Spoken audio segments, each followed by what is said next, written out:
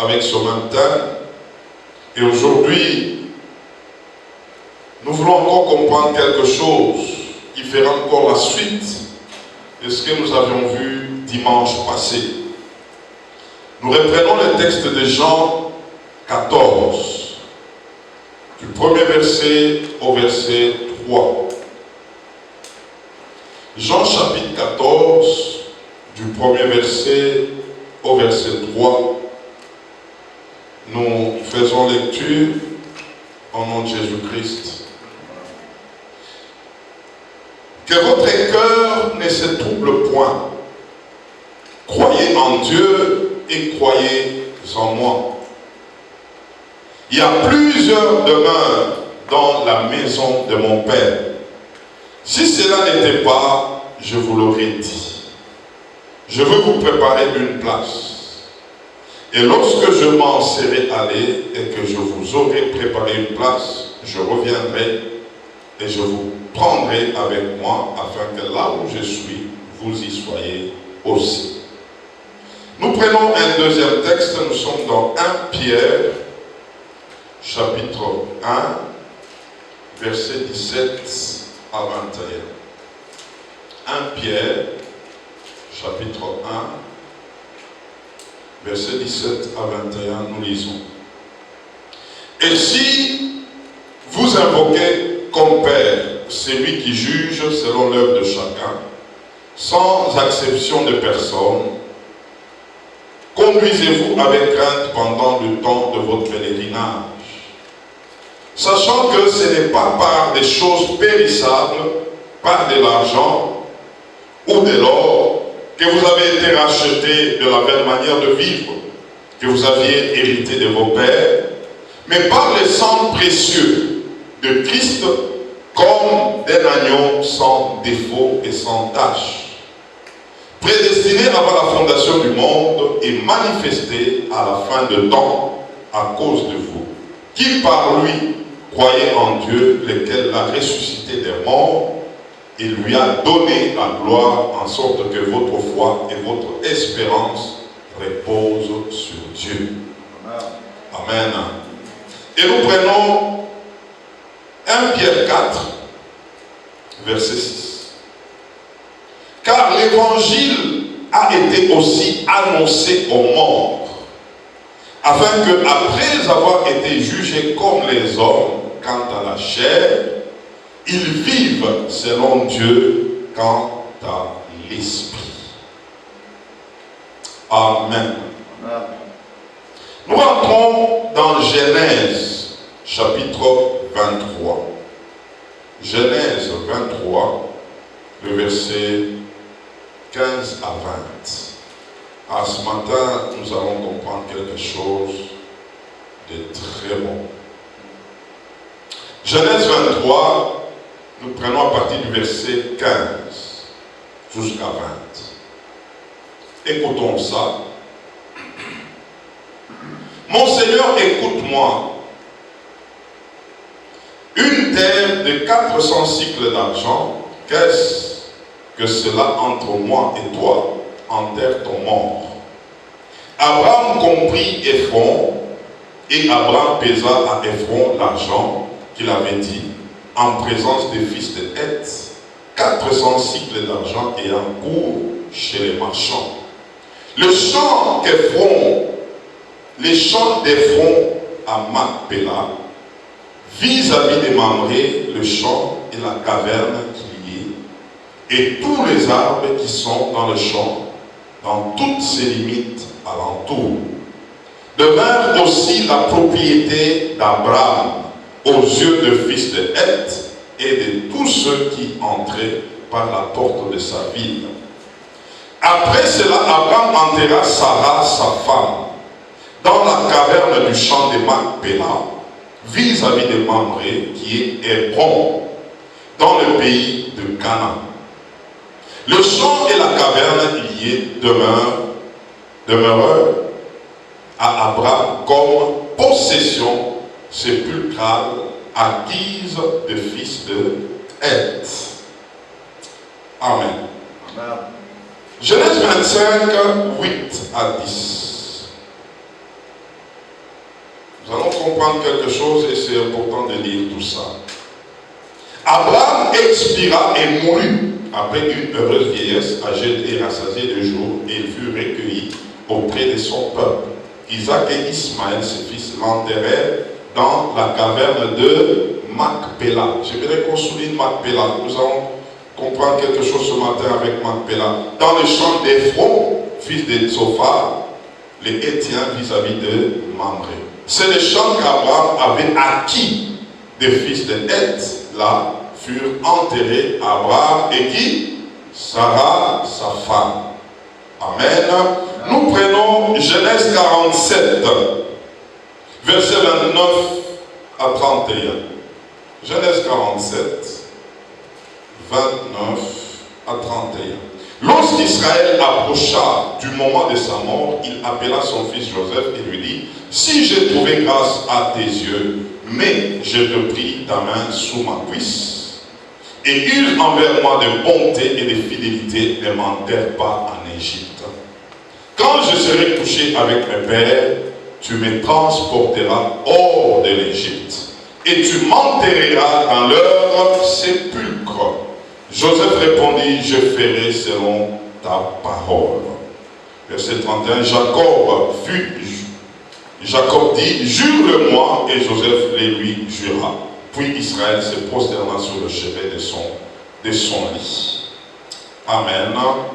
Nous prenons Genèse 50, verset 25 à 26. Genèse 50, verset 25 à 26.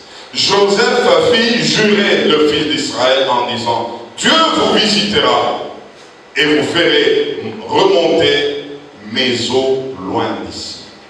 Joseph qui est mort en Égypte, mais il a refusé que ses eaux restent là-bas. Joseph mourut âgé de 110 ans, on l'embauma et on l'a mis dans un cercueil en Égypte. Et enfin, nous prenons Exode 13, verset 19. Exode 13, 19. Nous disons: Moïse prit avec lui les os de Joseph, car Joseph avait fait jurer le fils d'Israël en disant: Dieu vous visitera et vous ferez remonter avec vous mes os loin d'ici. Amen.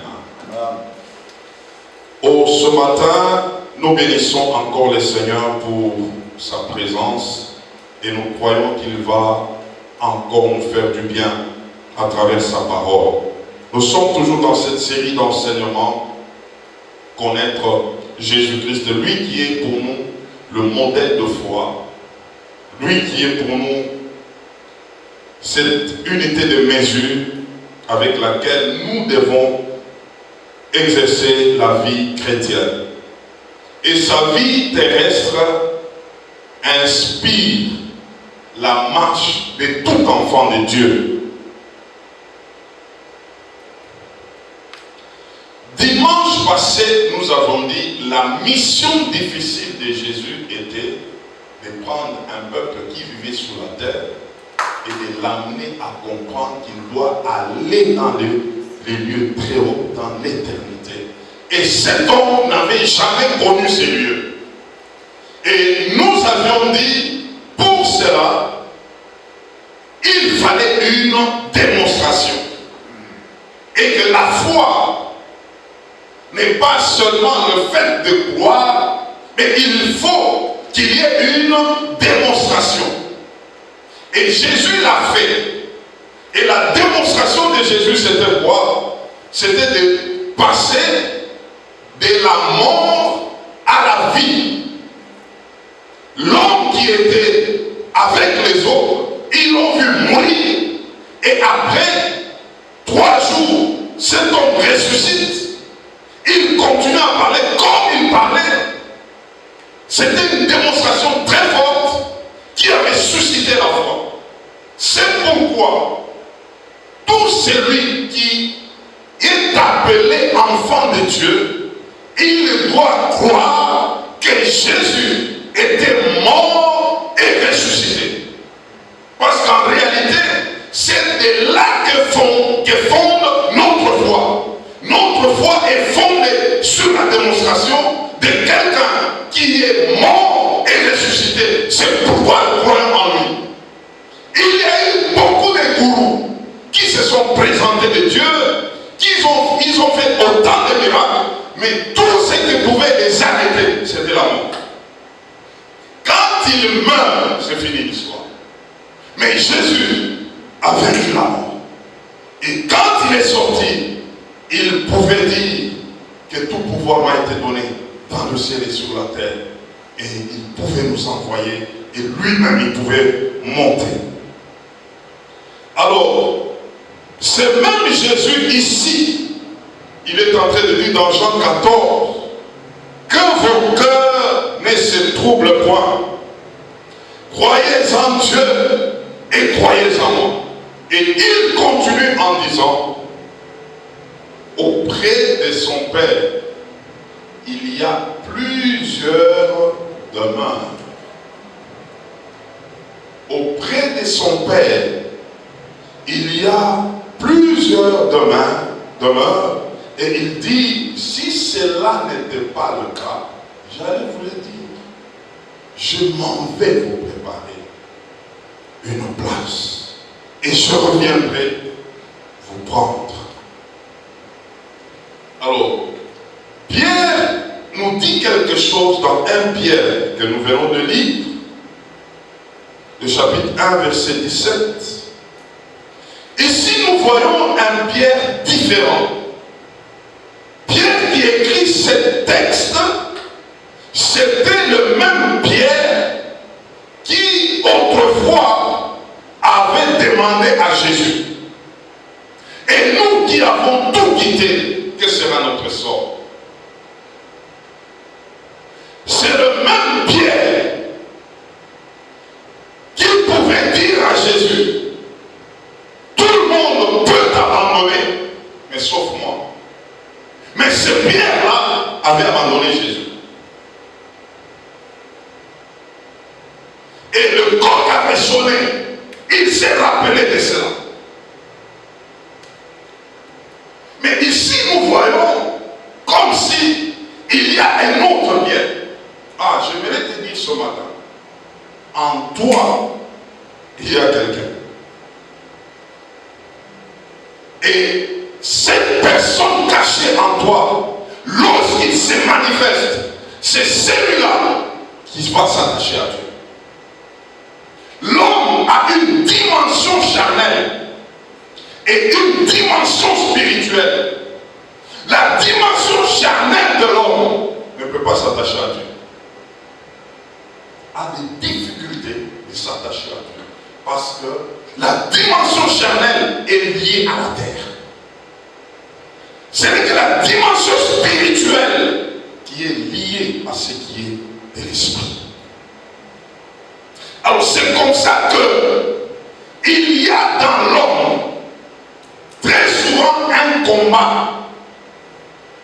La chair veut tirer l'homme vers la terre et l'esprit veut tirer l'homme vers la félicité céleste, vers les choses d'en haut. Quand Dieu parle en disant faisons l'homme à notre image, à notre ressemblance, Dieu ne pas manifester dans la chair. Dieu est esprit. Quand il parle de la ressemblance avec l'homme, c'est une ressemblance spirituelle. C'est pourquoi Job 32:8 dit, en réalité, dans l'homme, c'est l'esprit. Dieu est esprit. Et l'homme qui doit ressembler à Dieu doit être un homme esprit.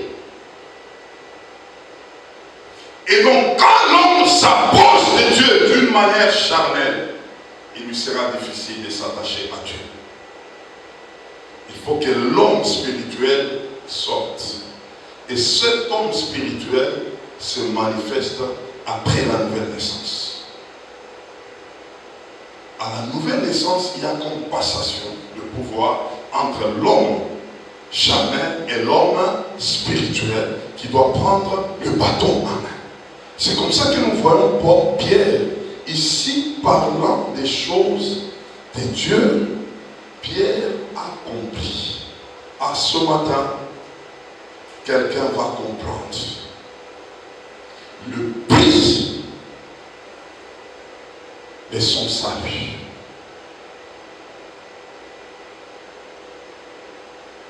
Pourquoi tu es sauvé? Et ça a coûté combien que tu sois sauvé? C'est ça que Pierre avait finalement compris. Pierre dit, nous n'étions pas sauvés comme des personnes qui pourraient venir d'une manière vaine de vivre par l'argent ou par l'or. Ce n'est pas de l'argent qui t'a sauvé. Ce n'est pas de l'or qui t'a sauvé. Pierre a compris ça. Mais le premier Pierre n'avait pas cet entendement. Il voulait mesurer les saluts à quelque chose qu'on pouvait obtenir et commencer à faire des affaires sur la terre. Le sens du prix à payer n'était pas encore en lui. Mais ici, nous voyons un Pierre qui a rencontré un Jésus ressuscité, qui est passé de la mort à la vie. Et quand il a rencontré ce Jésus, lui aussi pouvait se dire, il fallait enterrer le premier Pierre pour que le deuxième se manifeste. Il fallait que lui aussi passe de la mort à la vie. Et là, c'est le Pierre de la vie qui parle. C'est le Pierre ressuscité qui parle. Il dit que nous devons savoir que nous avons été rachetés de la belle manière de vivre que nous avions hérité de nos parents, ni par l'argent, ni par l'or, mais par les sangs précieux de Jésus-Christ. Comme un agneau sans tache, ni sans défaut. Et cet homme était préparé avant la fondation du monde. Pierre a compris la dimension éternelle de Jésus, qui est venu pour nous donner le salut. Et c'est ce Pierre qui le présente ainsi. Il présente les prix du salut. Vous savez, dans la parole de Dieu, là nous sommes dans Acte 8, il y a eu un homme. Cet homme, c'est Philippe. Philippe est allé pour évangéliser. Là où il est allé évangéliser, le Seigneur l'a utilisé puissamment. Il a commencé à faire des miracles, des prodiges, jusqu'au point où il avait impressionné un certain magicien qui s'appelait Simon. Cet homme faisait de la magie. Il faisait des démonstrations. Mais quand il a vu Philippe, il était bouleversé jusqu'à aller auprès de Philippe. Mais en réalité, il n'avait pas connu le prix que Philippe avait reçu de sa foi en Jésus. Mais lui l'a suivi quand même. Et quand il a suivi, il voit Pierre arriver. Pierre imposait des mains aux gens. Et il s'était baptisé dans le Saint-Esprit. Il pouvait parler en langue. Lui aussi est allé vers Pierre. Il dit à Pierre, j'ai de l'argent. Imposez-moi aussi les mains pour que moi aussi j'ai ce pouvoir. Et Pierre lui dira, tu n'as aucune part dans ces choses ici. Tu n'as rien compris.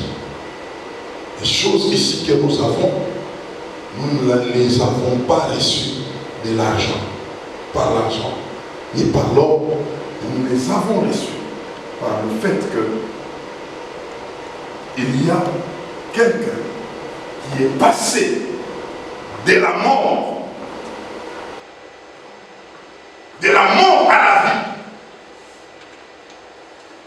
Il y a quelqu'un qui est passé de la mort à la vie, qui a donné son sang. C'est pourquoi nous avons ce pouvoir. Cet homme n'avait pas compris le prix du salut. Et c'est un vrai problème aujourd'hui.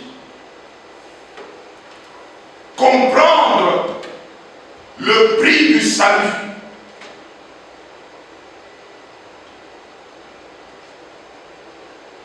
Les disciples aussi, nous avons vu ça dimanche passé.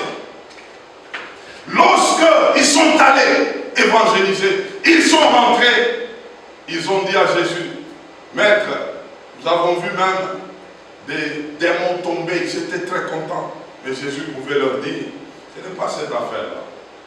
L'affaire ici, je veux vous rassurer que vos noms soient écrits là. C'était plus que ça.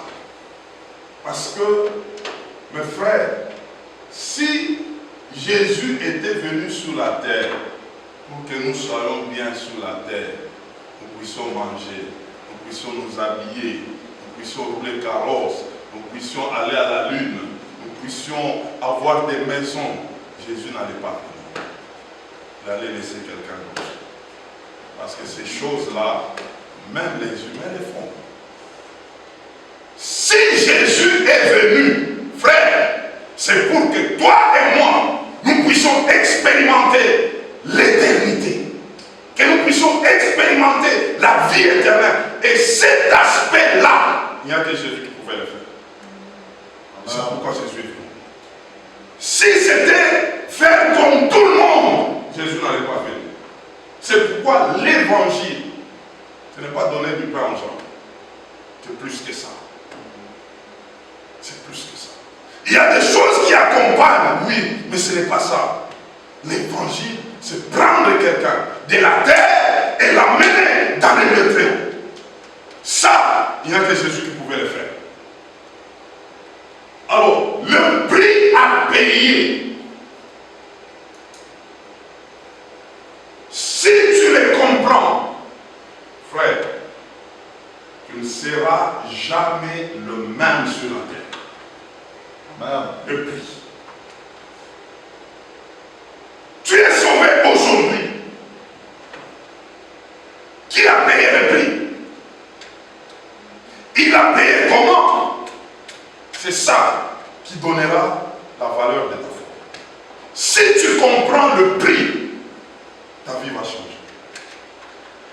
C'est ce que Pierre voulait expliquer. Nous n'avons pas été rachetés de la vaine manière de vivre de nos pères par des choses périssables. Il a mis l'argent dans le lot des choses périssables. Il a mis de l'or dans le lot des choses périssables. Et il a dit, nous avons été rachetés par le sang, par la vie de quelqu'un. Il a fallu quelqu'un pour que moi et toi, nous soyons enfants de Dieu.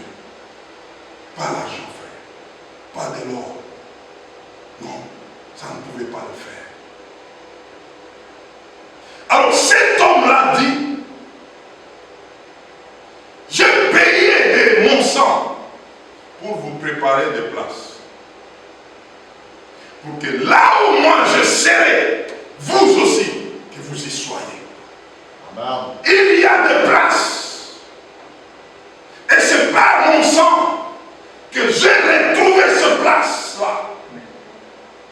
Il y a des demeures où vous devez être. J'ai payé avec mon sang. Alors, l'Ancien Testament, c'est l'ombre des choses à venir. Et l'Ancien Testament peut nous aider à comprendre bien les choses, selon que ça s'est passé sur le plan physique. Et c'est pourquoi j'ai pris le texte de Genèse pour vous partager ce matin et que nous puissions le comprendre par rapport à ce qui est spirituel aujourd'hui. Nous voyons Abraham. Abraham, nous connaissons, il a commencé son histoire à partir de Genèse 12, où Dieu lui dit, va-t'en, sors de ton pays, de ta patrie, va vers les lieux où moi je te montrerai. Abraham obéit par la foi. Abraham commence à aller jusqu'à ce qu'on l'a conduit vers Canaan. Il arrive à Canaan. Il a trouvé, il y avait déjà des occupants. Abraham s'installe. Abraham commence à mener sa vie avec sa femme Sarah. Abraham commence à prospérer. Alors qu'est-ce qui s'est passé? Les gens de la ville ont constaté quelque chose. Que cet homme d'Abraham, c'est un prince. Il a Dieu. Ils ont vu la manière dont Abraham menait sa vie. Abraham était devenu au milieu de ce peuple comme un signe et un présage. Il voyait en lui les marques de Dieu, comme nous l'avons dit dimanche passé. Et ces gens se sont dit, non, cet homme a Dieu. La manière dont il vivait, il a Dieu. Et jusqu'à ce qu'un jour, sa femme est morte. C'est Sarah. Abraham voulait maintenant l'enterrer. Suivez-moi très bien. Nous allons comprendre quelque chose de profond ce matin. Abraham s'est dit, je suis au milieu d'un peuple étranger. Et dans cette ville-là, il y avait des endroits, des cimetières, où on pouvait enterrer des gens. Abraham va auprès des propriétaires de terre, le fils de Heth. Il leur pose son problème. Il dit, ma femme vient de mourir. J'aimerais l'enterrer. J'aimerais avoir une place. Et les autres se sont étonnés, ils se sont dit, mais tu es avec nous, tu es au milieu, d'ailleurs tu es un prince de Dieu. Il y a beaucoup d'endroits ici pour enterrer. Vas-y, enterre ta femme là, choisis toi-même. Tu es au milieu de nous. Abraham dit non, je ne peux pas choisir. J'ai besoin d'acheter une terre. Et c'est sur cette terre que je vais enterrer ma femme. Acheter une terre, mais tu es au milieu de nous, dit oui. Maintenant, qu'est-ce que Abraham a fait?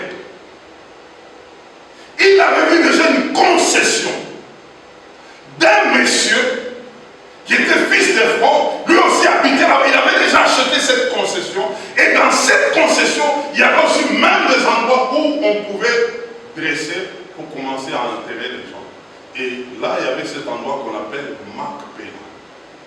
Abraham pose son problème en disant, je vais acheter la concession de cet homme-là. Et prendre même tous ces lieux où on pouvait enterrer des gens. Et c'est ce que moi je veux prendre. Alors, l'homme l'a écouté Abraham. Il dit à Abraham, mais tu peux prendre ces lieux gratuitement. Abraham dit non. Je veux l'acheter à prix d'argent. Alors, ce monsieur dit, bon, 400 cycles d'argent, qu'est-ce que ça peut faire à un homme comme toi? Abraham a trouvé que le prix était combien? 400 cycles d'argent. À leur époque, Abraham a pris les 400 cycles d'argent, il a fait quoi? Il l'a donné. Et on a remis à Abraham la concession et même ces lieux où il fallait enterrer des gens, ces lieux qui s'appellent Macpéla. Abraham a pris.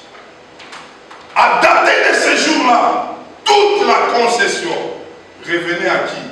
À Abraham. Et c'était à Hébron. Et Hébron, nous connaissons même, ça fait beaucoup de bruit aujourd'hui. Hébron est est-ce que c'est la terre d'Israël? Moi je dis c'est la terre d'Israël. Abraham avait acheté. Abraham avait acheté. L'histoire, c'est Dieu qui allait le mettre. Dieu savait que ça allait créer des problèmes. Abraham avait refusé la gratuité. Abraham avait payé ces lieux-là. Aujourd'hui, et bon, Israël là, Abraham avait payé. C'est à cette époque-là. La guerre là, c'est depuis cette époque, averti par Dieu. Abraham avait refusé la gratuité. Abraham avait payé. Et c'est là qu'il y avait même la concession. Il y avait même l'endroit où on pouvait enterrer des gens. Macpéla. Abraham prend Sarah. Abraham l'enterre à Macpéla. Quelque temps après, Abraham aussi meurt. Isaac, son fils, savait déjà l'histoire. Vous savez, les hommes d'autrefois savaient quand les jours de partir arrivaient. Ils le savaient. Parce qu'ils étaient avec Dieu. Et toi aussi, tu dois savoir les jours de quitter la terre. Abraham a préparé son départ. Abraham, on l'a enterré à côté de qui? De Sarah. Toujours à Macpéla, les lieux où il avait payé. Abraham passe. Isaac continue. Isaac devrait mourir. Isaac, on l'a enterré où? À Macpéla. À côté d'Abraham. Isaac passe. Jacob commence avec 12 tribus d'Israël. Jusqu'à ce que Joseph va en Égypte. Il appelle toute sa famille et son père Jacob. Jacob en Égypte, il était déjà vieux. Il commençait à voir son temps de partir venir. Ah, nous tous là. Moi, je connais bien mon temps de partir. Ce n'est pas maintenant. Je connais ce temps. Il faut connaître qu'on est avec Dieu. Jacob appelle Joseph. Il dit, Joseph, mon fils, mon temps de départ est arrivé. Et j'aimerais parler avec toi. Jure-moi que tu ne vas pas m'enterrer en Égypte. Tu vas me ramener à Canaan dans la concession que mes pères avaient déjà achetée. À Macpéla. C'est là que tu vas m'enterrer. Il a dit à Joseph même de jurer sur sa cuisse que quand il va mourir, on va l'amener de l'autre côté. Joseph a juré. Il a signé sur la cuisse de son père. Jacob meurt. Joseph parle à Pharaon que mon père m'avait dit ceci. Ils ont quitté l'Égypte jusqu'à Hébron pour aller enterrer qui? Jacob. À côté de qui?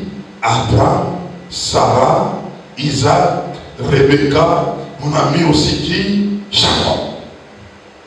Joseph reste rentre en Égypte avec ses frères.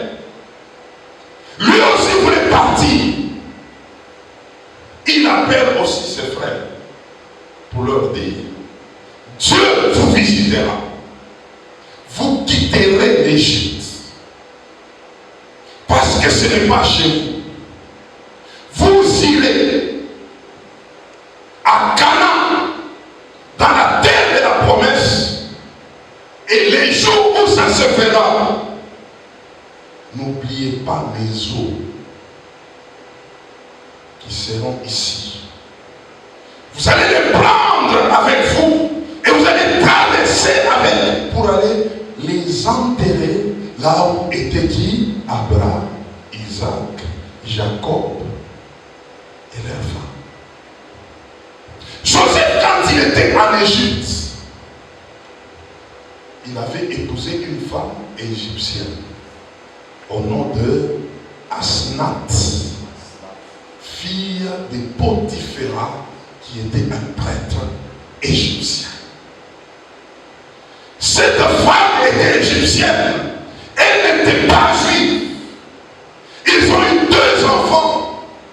Mais quand Israël devrait maintenant partir, je suppose qu'en ce temps-là, elle aussi était morte. Parce qu'après Joseph, parce qu'au temps de Moïse, Joseph et tous les autres étaient déjà morts. Asnath était enterré en Égypte. Joseph, on avait mis ses os dans les cercueils, mais en Égypte. Mais lui avait dit, quand vous serez visité, vous prendrez aussi mes os, vous irez avec mes os. Les jours de la traversée, Moïse appelle tout le monde et dit, c'est le départ. Et Joseph avait juré. Et pendant le départ, nous prendrons aussi ses os. Ils sont allés prendre les os de Joseph, mais pas les os de Asnath. Asnath était resté en Égypte. Frère, le salut est individuel. La vie éternelle est individuelle. C'est chacun qui doit prendre la décision. Joseph avait parlé de ses os. Que ça ne reste pas en Égypte parce que l'Égypte n'était pas chez eux. Ce monde, ce n'est pas ton endroit, frère. Ton endroit, c'est l'éternité avec Dieu, dans la présence de Dieu. Alors, regardez comment ça s'est passé. Une terre payée au prix d'argent par qui? Par Abraham, qui est devenue une concession de tous ses enfants. Reconnus. Et eux tous, on les amenait là pour les enterrer. Au fait, c'est comme ça que le monde a tendance toujours à copier les choses. Aujourd'hui, il y a des gens qui achètent des terres pour qu'on les enterre là. Il y a d'autres, même quand il est mort au Canada, et lui habite les États-Unis, on est tenté de dire il faut l'amener chez eux pour l'enterrer. Ce n'est pas comme ça. Ce n'est pas comme ça. Autrefois, ça avait un sens. Parce que le Seigneur n'était pas encore venu. Le Seigneur est venu changer les choses. Donc, qu'est-ce qui s'est passé réellement? Si nous voulons les comprendre aujourd'hui. Maintenant, quand Christ est venu, nous voyons Abraham qui paye un lieu avec l'argent. Et on commence à reconnaître ces lieux et enterrer des gens en disant ça c'est la concession d'Abraham. Et c'est comme ça que d'autres se réclamaient d'Abraham. Ils disaient qu'on les amène là, qu'on les enterre là, c'est là chez eux. Mais il y a plus qu'Abraham. Celui-là a acheté un lieu, pas avec l'argent, pas avec de l'or. Il a acheté celui avec sa vie, avec son sang, un sang précieux, sans tache. Et il dit, quiconque croit en lui, il passera de ce monde jusqu'à ces lieux-là. Et il dit que ce lieu est sûr. C'est pourquoi il dit que vos cœurs ne se troublent pas. Croyez en Dieu et croyez en moi. Il y a un endroit sûr, il y a un lieu sûr qui a été payé par quelqu'un avec son sang. Alors écoutez frère, je me le dis ce matin, Jésus-Christ est plus qu'Abraham.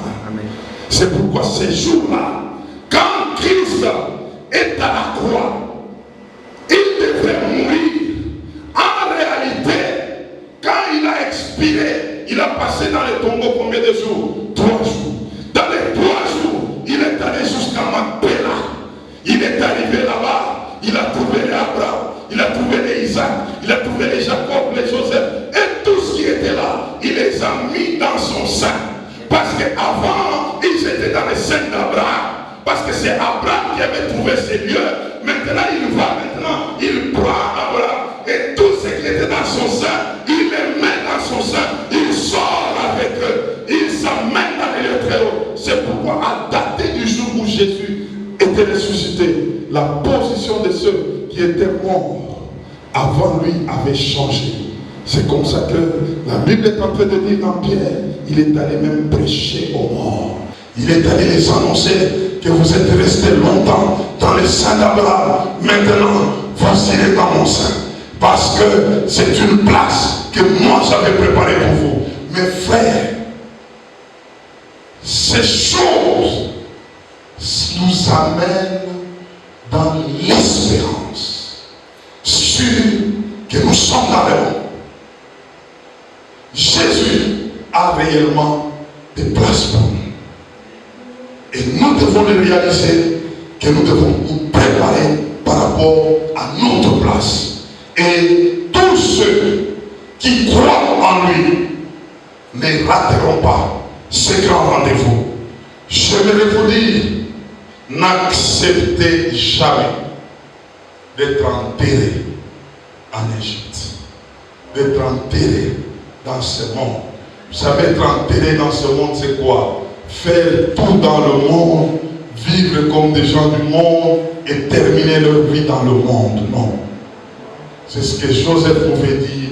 Il était premier ministre, il avait tout, mais il avait juré que le jour où je dois partir, je dois quitter l'Égypte. Pas me laisser en Égypte. Et Asnat était resté.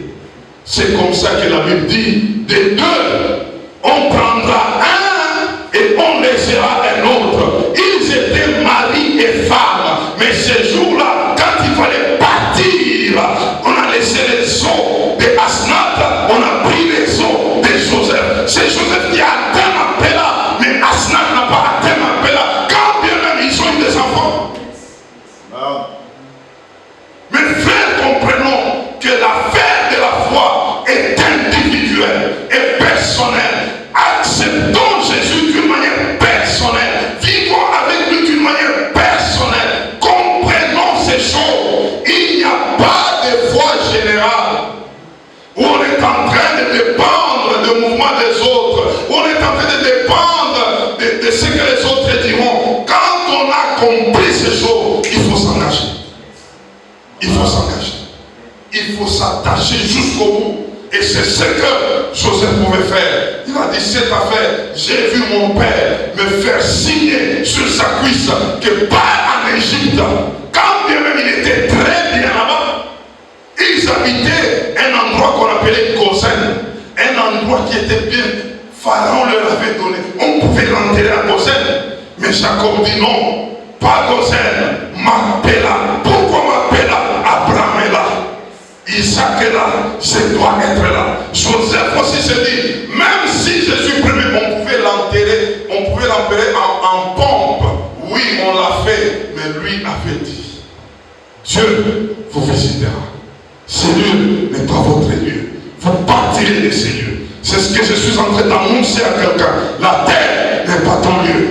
Ce n'est pas ton lieu, c'est un lieu de passage. Mais un jour, Dieu te visitera. Dieu nous visitera et nous irons là où il faut pour que nous puissions demeurer là. En attendant, restons attachés à lui. Restons attachés à lui. Et ces choses sont sur le point d'arriver. Sont sur le point d'arriver. Nous sommes sur la terre, mais nous ne sommes pas de la terre. Les choses qui se passent sur ce monde, que ces choses ne te ramènent pas en bas. Reste tes yeux attachés là-haut, parce que la trompette va sonner. Et celui qui nous a promis, il viendra comme Joseph l'avait dit. Dieu vous visitera. Les jours où il vous visitera, n'oubliez pas maison. Et ce jour était arrivé. Frère, ce jour du Seigneur va arriver.